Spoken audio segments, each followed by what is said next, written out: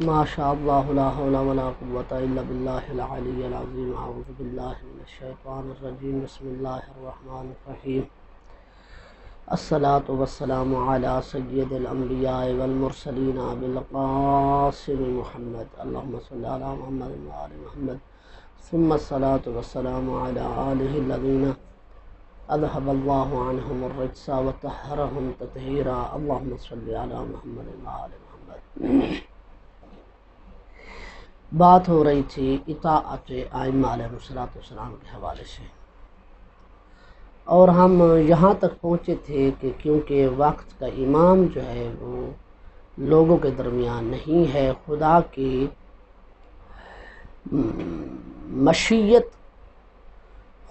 مشیت سے وہ لوگوں سے دور ہیں، لوگوں کی نظروں سے غائب ہیں، تو جس کا نتیجہ یہ ہے کہ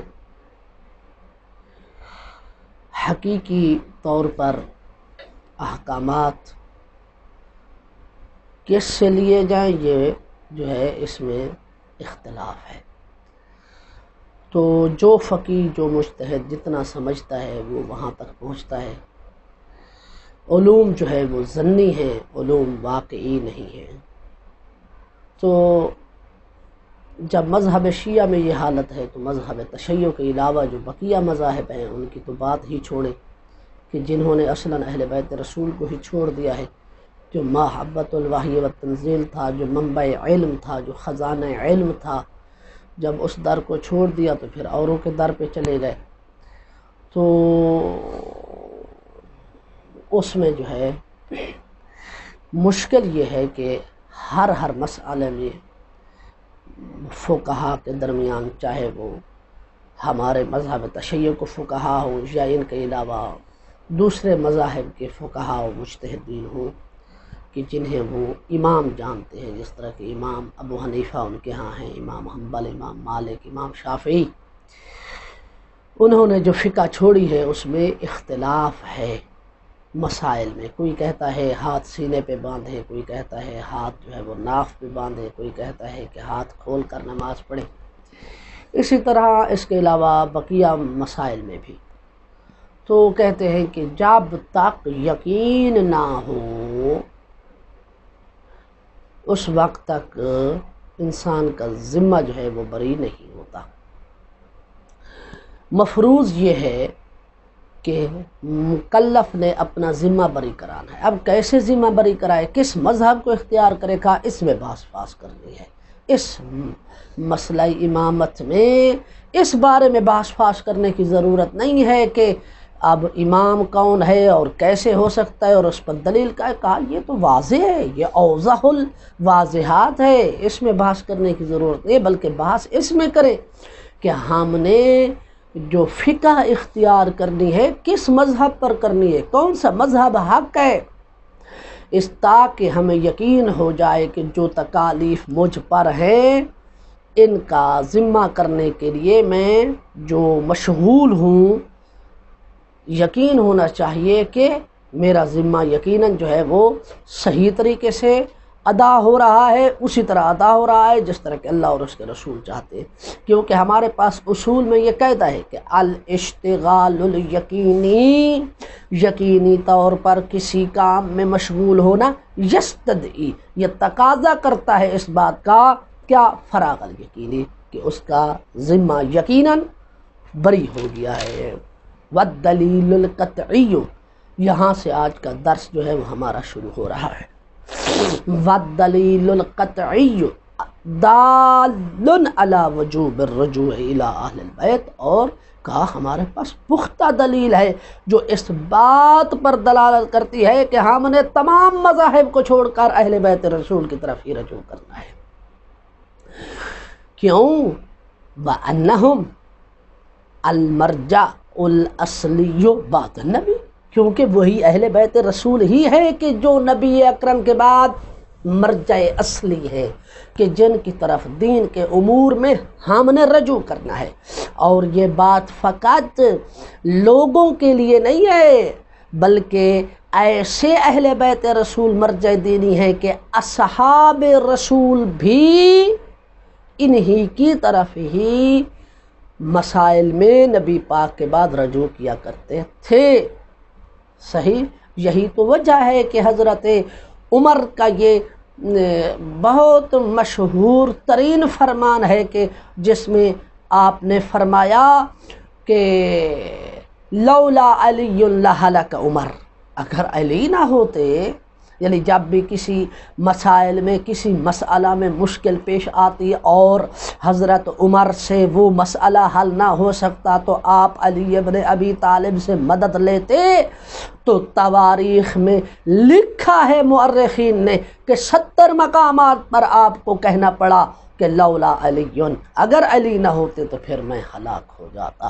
ما ابقانی اللہ فی ارض لم یکن فیہ ابو الحسن، اللہ مجھے ایسی زمین پر باقی نہ رکھے کہ جس میں ابو الحسن نہ ہوں۔ تو یہ مرجع اصلی ہمارے لیے نہیں ہے، بلکہ جس طرح ہمارے لیے مرجع ہیں نبی پاک کے بعد، اصحاب رسول کے لیے بھی مرجع ہیں۔ جب بھی اصحاب رسول کو ضرورت پڑی ہے کسی مسئلہ میں تو انہوں نے اہل بیت کی طرف ہی رجوع کیا ہے۔ لِأَحْكَامِ اللَّهِ، اللہ کے احکام کے لیے، المنزلۃ، جو احکام نازل کیے گئے ہیں، اترے۔ وَعَلَى الْأَقَلِّ قَوْلُهُ عَلَيْهِ افضل التحیات، اور اس بات پر کہ نبی پاک کے بعد مرجع اصلی ہدایت کا چشم و چراغ، ہدایت کا منبع اہل بیت رسول ہے، اس پر کم سے کم آپ دلیل کی بات کریں تو اس پر جو دلالت کر رہا ہے وہ جناب رسول خدا کا یہ قول ہے کہ جس میں نبی اکرم نے فرمایا انی قد ترکت فیکم ما، انی قد ترکت فیکم، میں نے تمہارے درمیان چھوڑ دیا ہے، ما ان تمسکتم بہ، ایسی شے کو کہ جس کے ساتھ تم جڑے رہو گے، لن تضلوا بعدی ابدا، کبھی گمراہ نہیں ہوگے۔ کیا چیز چھوڑی ہے؟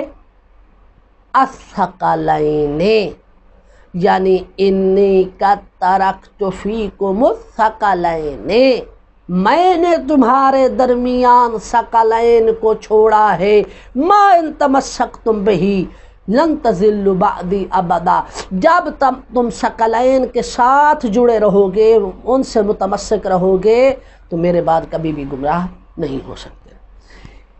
وَأَحَدُهُمَا أَكْبَرُ مِنَ الْآخَرِ، ثقلین کیا ہیں کہ ان میں سے دو گراں قدر چیزیں چھوڑے جا رہا ہوں، ان میں سے ایک دوسرے سے بڑھ کر ہے، کتاب اللہ ہے۔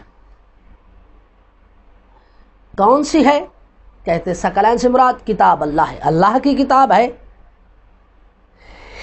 حبل،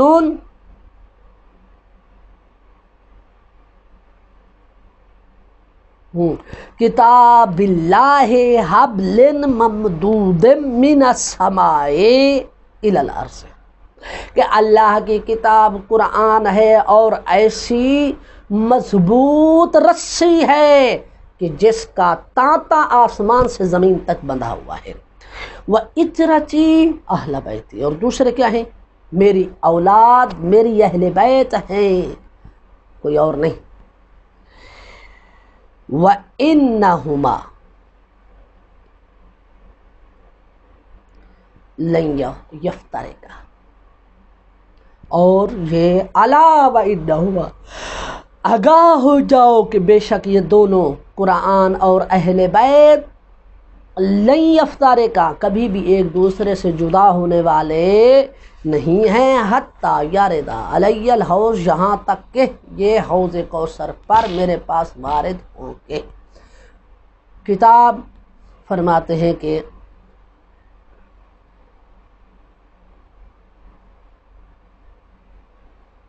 الکافی الکلینی میں بھی لکھا ہوا ہے، الامامہ والتبصرہ لابن بابویہ الکمی میں لکھا ہوا ہے، دعائم الاسلام میں لکھا ہوا ہے، امالی شیخ صدوق میں لکھا ہوا ہے، ارشاد المفید میں لکھا ہوا ہے، روضۃ الواعظین میں لکھا ہوا ہے، مسند ابی یعلا الموصلی میں یہ حدیث رقم ہے، اور علماء فرماتے ہیں حدیث الثقلین من الاحادیث التی بلغت حد التواتر، یہ حدیث ثقلین ان احادیث میں سے ہے کہ جو حد تواتر تک پہنچی ہوئی ہے۔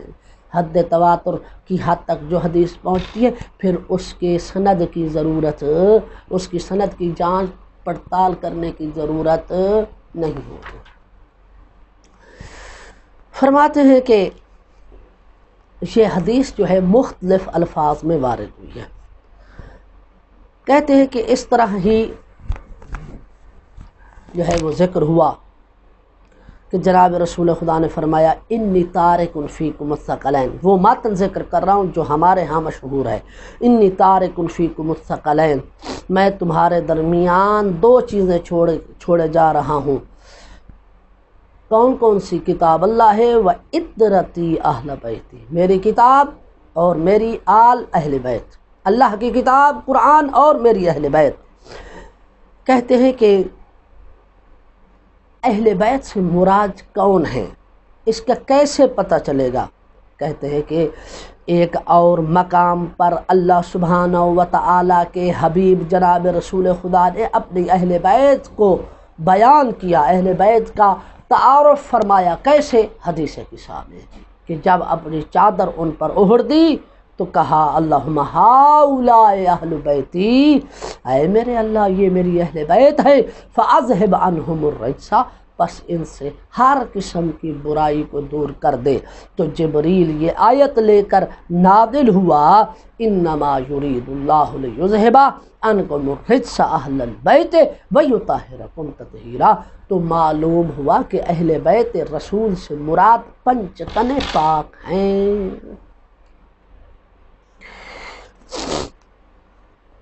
کہتے ہیں کہ امام علیہ السلام سے، مولا علی علیہ السلام سے جب عطرت کے بارے میں پوچھا گیا نا تو آپ نے جواب دیا انا والحسن والحسین والائمۃ التسعۃ من ولد الحسین تاسعهم مہدیہم وقائمہم لا یفارقون کتاب اللہ ولا یفارقہم حتی یردوا علی رسول اللہ حوضہ۔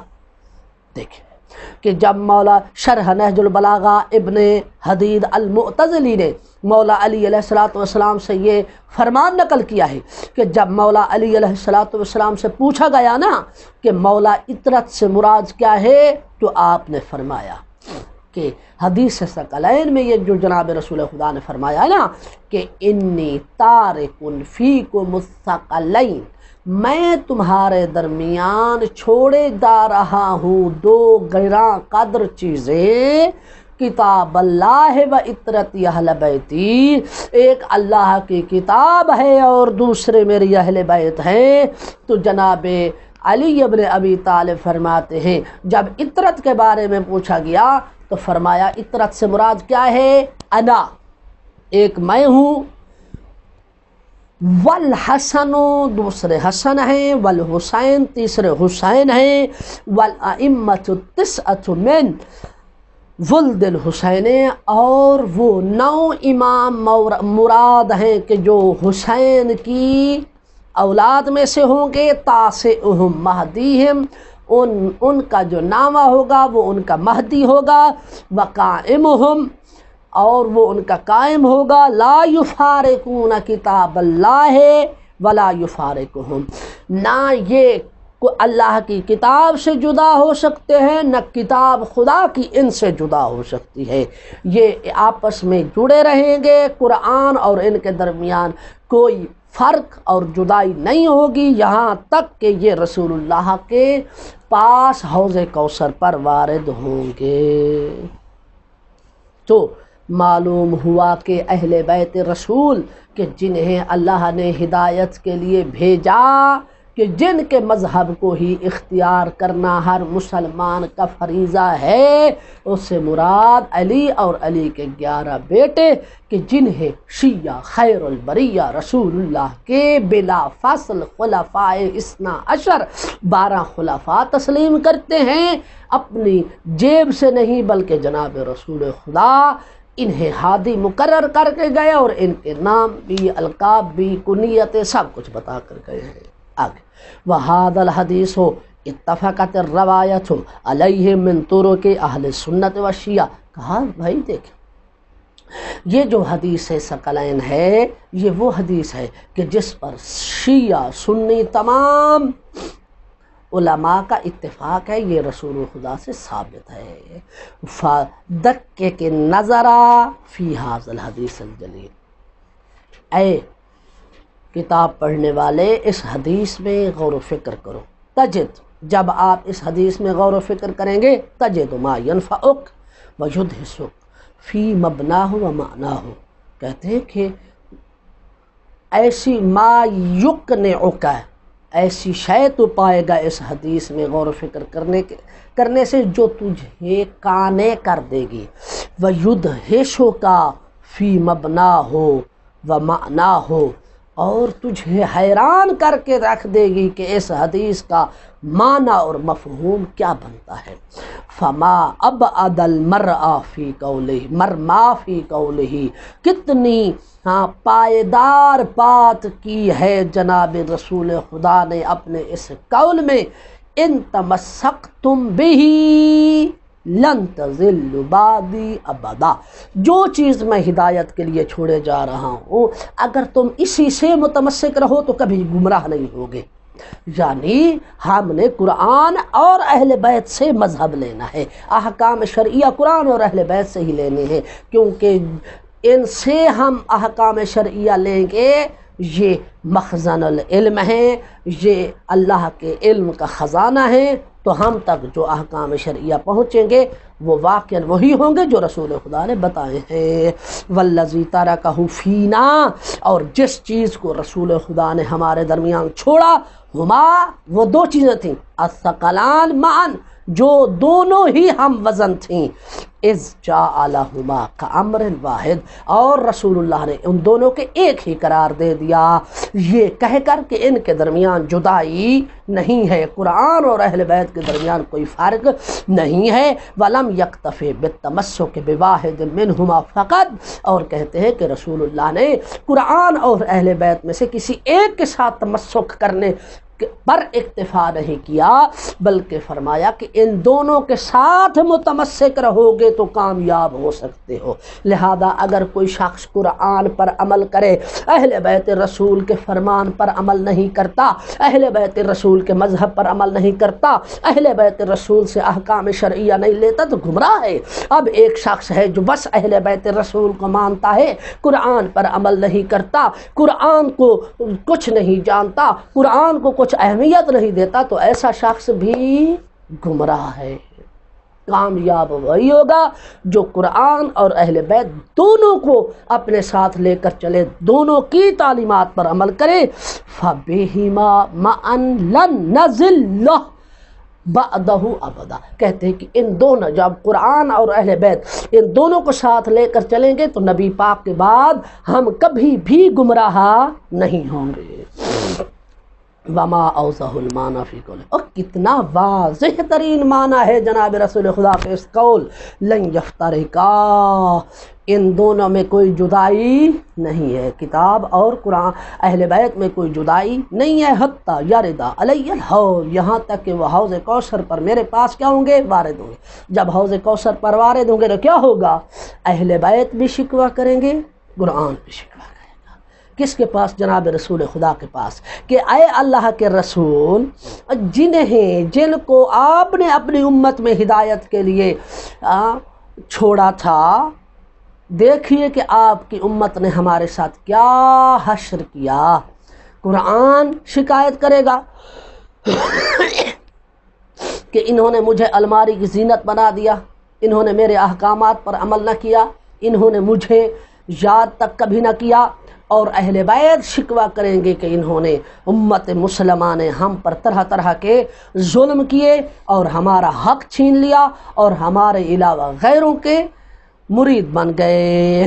فلا یجد الہدایت، فلا یجد الہدایت ابدا من فلا یجد الہدایت ابداً من، یعنی فلا یجد کا فاعل ہے من، یعنی فلا یجد الہدایت ابدا من فرق بینہما ولم یتمسک بہما معا، کہتے کہ پس وہ بندہ کبھی بھی ہدایت نہیں پا سکتا جو ان کے درمیان جدائی کرے اور ان دونوں کے ساتھ متمسک نہ ہو۔ فَلِذَالِكَ كَانُوا، یہی تو وجہ ہے کہ ائمہ علیہ الصلوۃ والسلام کیا تھے؟ سفینۃ النجات، اہل بیت رسول سفینہ نجات ہیں۔ وَأَمَانًا لِأَهْلِ الْأَرْضِ، کیا تھے اہل بیت رسول؟ سفینۃ النجات تھے، ایک تو نجات کا سفینہ، دوسرا اہل عرض کے لیے امان تھے، جس طرح کہ کل روایت ذکر کی تھی۔ وَمَن تَخَلَّفَ عَنْهُمْ غَرَقَ فِي لُجَجِ الضَّلَالِ، اور جو بھی ان سے پیچھے رہ گیا، جس نے ان ہستیوں کو چھوڑ دیا، وہ گمراہیوں کی موجوں میں غرق ہو گیا۔ وَلَمْ يَأْمَنْ مِنَ الْهَلَاكِ، اور کبھی بھی ہلاکت سے ایسا شخص نہیں بچ سکتا۔ ہلاکت سے بچنے کا ایک ہی طریقہ ہے کہ قرآن کے ساتھ ساتھ اہل بیت کا دامن نہ تھام لیں، اہل بیت کی کشتی میں سوار ہو جائیں، اہل بیت کے مذہب پر عمل کرنا شروع کر دیں۔ وَتَفْسِيرُ ذَلِكَ بِحُبِّهِمْ، اور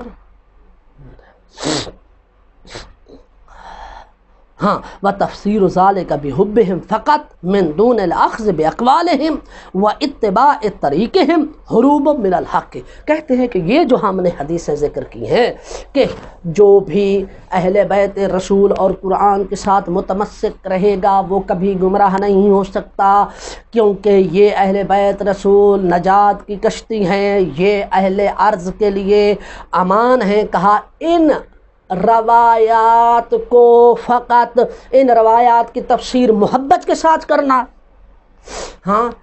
کہ بس ان کی محبت دل میں رکھنا، ان کی محبت، اہل بیت رسول کی محبت دل میں رکھنے سے ہم کامیاب ہو جائیں گے کہ ہم اہل بیت رسول کو مانتے ہیں۔ من دون الاخذ باقوالہم، ان کے اقوال کو نہ لیں، واتباع طریقتہم، اور نہ ہی ان کے مذہب پر عمل کریں۔